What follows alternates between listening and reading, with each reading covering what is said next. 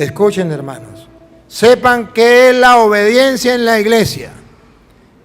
La obediencia en la iglesia es: yo debo obedecer a mis superiores, siempre y cuando no vaya en contra de la ley de Dios, de lo que Dios me ha enseñado, porque por encima de Dios, nadie. Yo obedezco a mis superiores siempre y cuando no me lleven a violar las normas de Dios. Si hay un superior que me lleve a violar las normas de Dios, no tengo obligación ni por el evangelio, ni por la iglesia, ni moralmente de obedecerle. ¿No tengo? Y la iglesia me lo enseña. Mi pregunta es ahorita, porque ahorita dijo esto de la confusión, que no sabemos qué creer. Ahorita hubo un sino en la Amazonía, algo así. Hubieron ciertas cosas ahí que han causado revuelo, como unos ídolos ahí que trajeron en el Vaticano, etc. El Papa podría equivocarse doctrinalmente, y si se equivoca, entonces ¿a quién tenemos que escuchar? Porque hay obispos en aquel lado, en Europa, que están con sus ideas, que quieren más bien como agradarle al mundo y a lo que está pasando aquí. Y si el Papa piensa otra cosa, y si de este lado también se piensa diferente, entonces ¿a quién vamos a creerle al final de cuentas? Si quién está en la verdad, quién está en la mentira, ¿a quién tenemos que seguir? Si el Papa se equivoca, tenemos que seguirlo en lo que diga. Pero Jesús se volvió y le dijo: Con la lupa. retírate y ponte detrás de mí, Satanás. A Pedro, que puso como jefe de la iglesia, lo acaba de poner jefe de la iglesia, versículo después le dice: apártate de mí, Satanás. ¿Por qué? Quieres hacerme tropezar. Tus ambiciones no son las de Dios, sino las de los hombres. Porque Pedro es humano, y como humano puede llegar a pecar como cualquier hombre. Puede llegar a pecar como cualquier hombre. Y entonces, ¿el Papa peca? Sí, pruebas tengo. El Papa es un pecador, el Papa tiene que confesarse igual que los obispos, igual que los curas. Es un pecador. Y el mundo entero sabe que el Papa pecó. ¡Pecó! ¡Sí pecó! Y no puede decir que no pecó. ¡Sí pecó! Pero ojo, ¿Cristo dijo que Pedro no iba a pecar? No. El diablo ha pedido permiso para zarandearlo a usted, pero yo lo hago por ti para que tu fe no venga abajo. Tú cuando hayas vuelto, aquí dice que Pedro va a pecar, pero que va a volver. O sea, se va a reconciliar con Dios, el pecador. Fortalece a tus hermanos.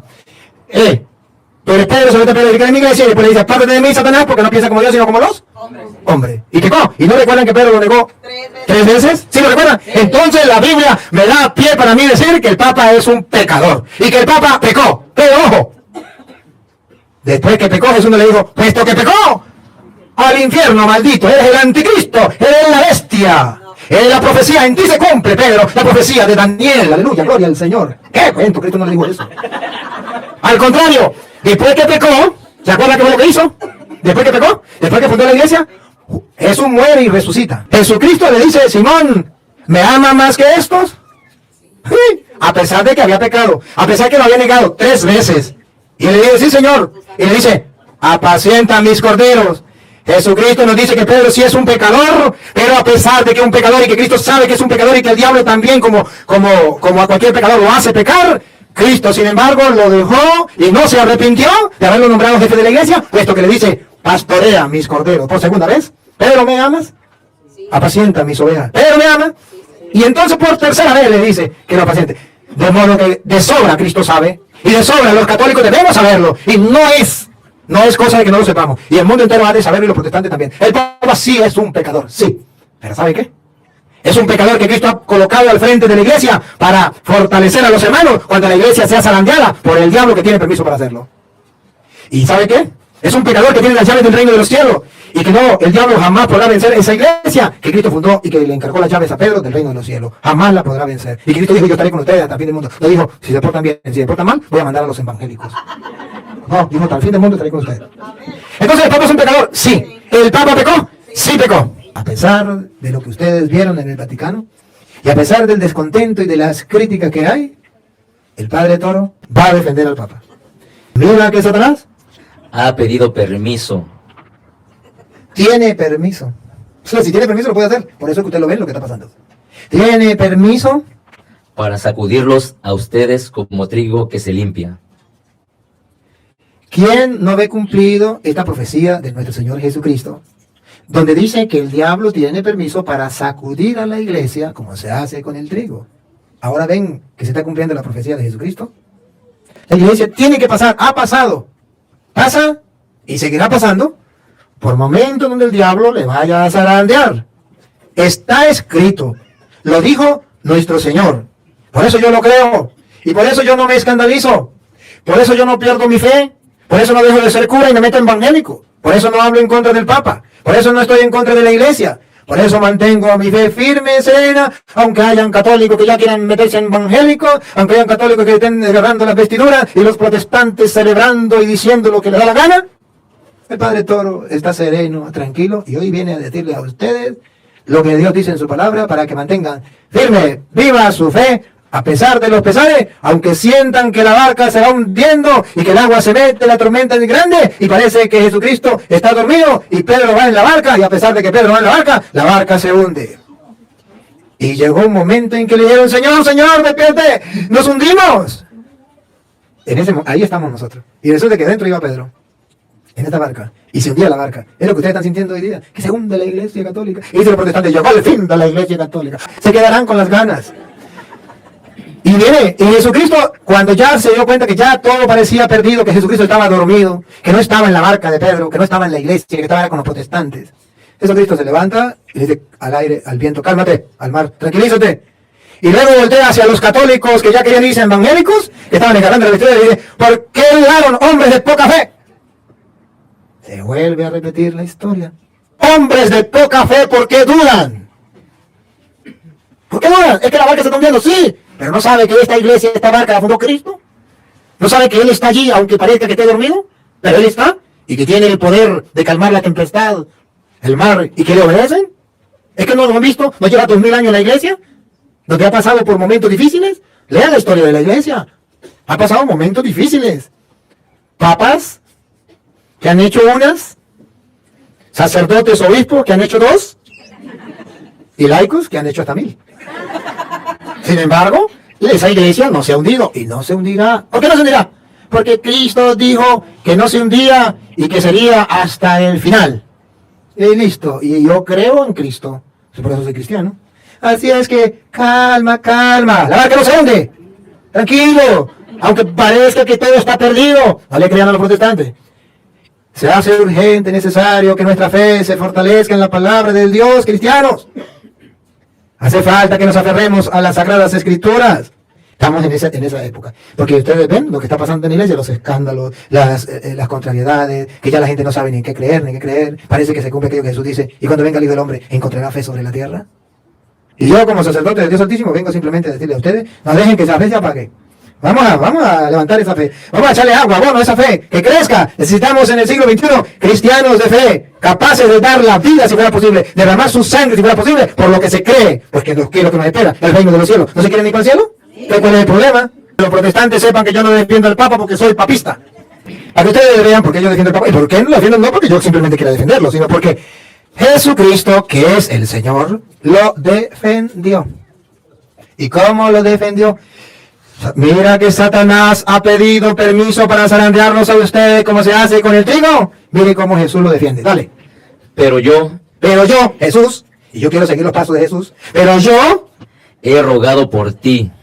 Católicos, cuando la iglesia está siendo zarandeada por el diablo porque tiene permiso por Dios, a ejemplo de Jesucristo, que es nuestro Señor y Maestro, tenemos que defender al Papa. ¿Cómo? ¿Otra vez? Pero yo he rogado por ti. Ahí les queda la tarea. Orar por el Papa. En primer lugar, orar por el Papa. Jesucristo nos dio el ejemplo.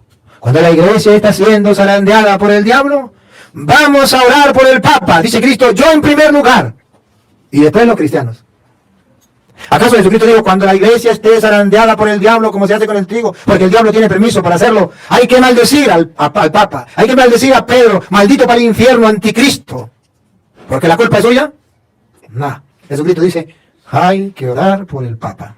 Yo he rogado por ti. Entonces, o Cristo nos dijo mentiras, o los católicos no le están creyendo a Cristo. O los católicos están sintiendo que la barca se hunde y no confían que ahí está Cristo. Y no lo despiertan. Hay que despertarlo con la oración. Señor, Señor, nos hundimos, vamos a despertarlo. Vamos a pedir por el Papa. Y yo estoy seguro que esa oración de Cristo ha sido escuchada. Yo he rogado por ti para que tu fe no venga abajo. No, se sacude la iglesia como se hace con el trigo. La fe de los cristianos se vuelve pequeñita, débil, tambalean, ya no pueden ni caminar, andan con cabizbajos, como que esto se acabó, la iglesia se hundió. Señor, ¿qué hacemos? ¿A quién le creemos? ¿A los testigos de Jehová? ¿A los evangélicos? ¿A los pentecostales? ¿A quién le creemos? Y dice Cristo, tú cuando esté pasando la iglesia por esos momentos, tienes que... Tendrás que fortalecer a tus hermanos. A ver, examinemos estas palabras. Cuando la iglesia está siendo zarandeada, el papel del Papa es fortalecer a los demás, a los hermanos. El diablo lo sabe. ¿Y qué hace el diablo? Dice, si yo logro decirle a los católicos que el Papa es el anticristo y la bestia, cuando yo los zarandee, ¿quién los va a fortalecer si la tarea de Pedro es fortalecer a sus hermanos? Pero si me han quitado el Papa, ¿se imagina dónde vamos a caer? Ese es el problema. Y déjenme decirle, queridos católicos, que el diablo lo sabe, y el diablo está atacando a los católicos diciendo, abandonen al Papa, el Papa es el anticristo, el Papa es la bestia, y de paso llegan y llevan un ídolo al Vaticano. Ahí está la prueba reciente clara de que el Papa se prostituyó, se paralizó. El Papa es la bestia de las profecías de Daniel, de las profecías de Apocalipsis, de las profecías de Pánfilo y de las profecías de Petronila. ¿Por qué no creen en la profecía de Cristo? Pero yo he rogado por Pedro para que su fe no venga abajo. ¿Por qué no creen en la profecía de Cristo? Pedro tendrá que fortalecerlos a ustedes cuando la barca se esté hundiendo, cuando se esté zarandeando como el trigo. ¿Por qué no creen en esa profecía? Yo hoy vengo a hablarle que quiera ser creyente. Cuando la iglesia está siendo sacudida, se mantenga firme.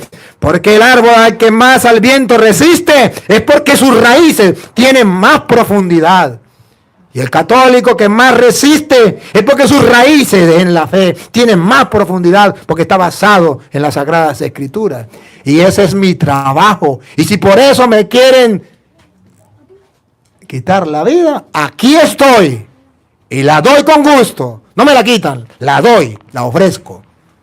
Porque yo tengo que gritarle al mundo, a los cuatro vientos. Gústele a quien no le guste. Lo que Jesucristo, el Señor, ha dicho, ha mandado. Y para que el que quiera creerlo, crea, y el que no lo quiera creer, seguimos siendo amigos. Mis respetos. Pero al menos un cura se lo dijo.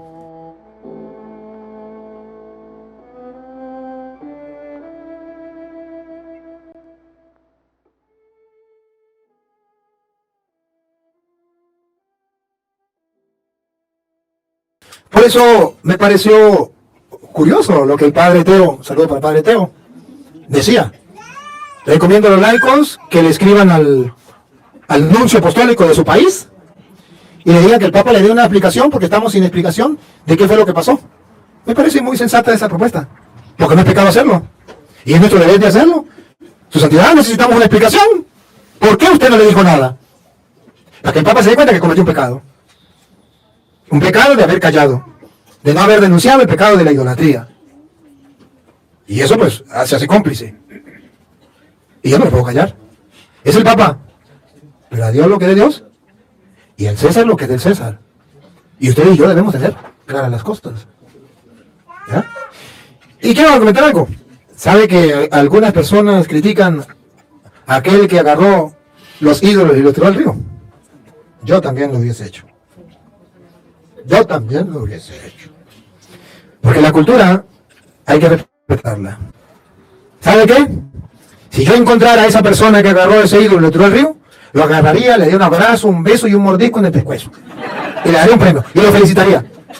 Porque eso significa hombre que tiene pantalones en el puesto. Y que es capaz de conocer su fe, saber su fe y defender su fe. No tiene ningún problema. Pero no podemos permitir que nos profanen el templo con esto. ¿Sí? Y ahorita hay muchos que están profanando los templos. Que los templos tengan la satánica muerte. Que se tenga diablos, brujos, brujas. Yo he visto iglesias vestidas con brujos y brujas. Los sacerdotes lo profanan y los laicos no dicen nada. ¿Dónde está la fe?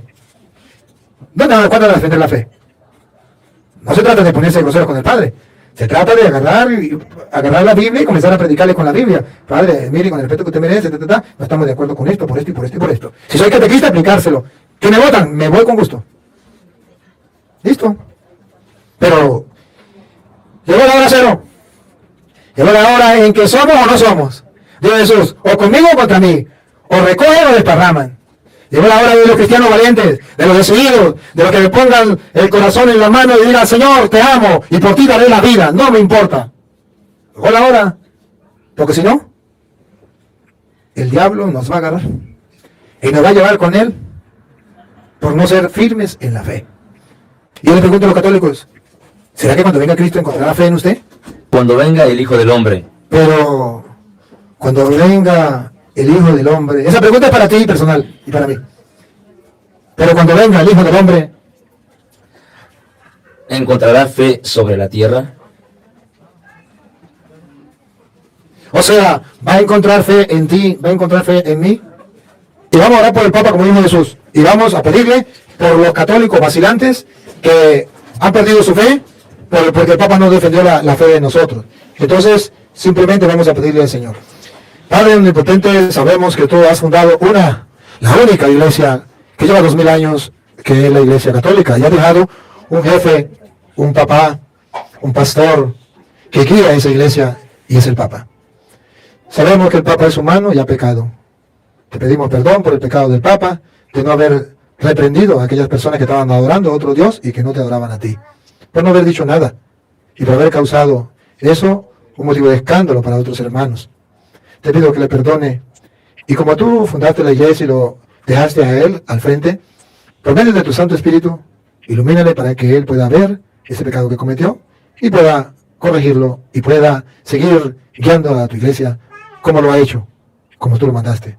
Te pido también por los católicos que tienen una fe vacilante, que por cualquier cosa ya están abandonando tu iglesia, cuerpo místico tuyo. Te pido, Señor, para que nos dé una fe firme, sólida, una esperanza y un amor grande, para que podamos al final de nuestra vida disfrutar de las promesas que tú nos ofreces.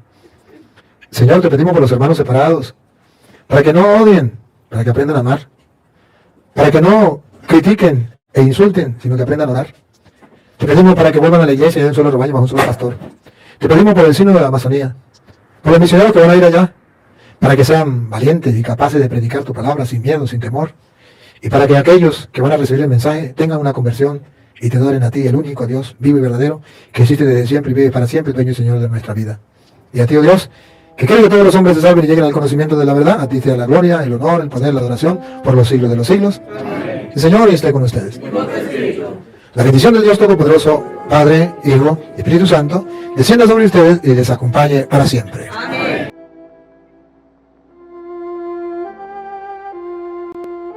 Escuchen, hermanos, sepan qué es la obediencia en la iglesia. La obediencia en la iglesia es: yo debo obedecer a mis superiores siempre y cuando no vaya en contra de la ley de Dios, de lo que Dios me ha enseñado, porque por encima de Dios nadie. Yo obedezco a mis superiores siempre y cuando no me lleven a violar las normas de Dios. Si hay un superior que me lleve a violar las normas de Dios, no tengo obligación ni por el Evangelio, ni por la iglesia, ni moralmente de obedecerle. ¿No tengo? Y la iglesia me lo enseña.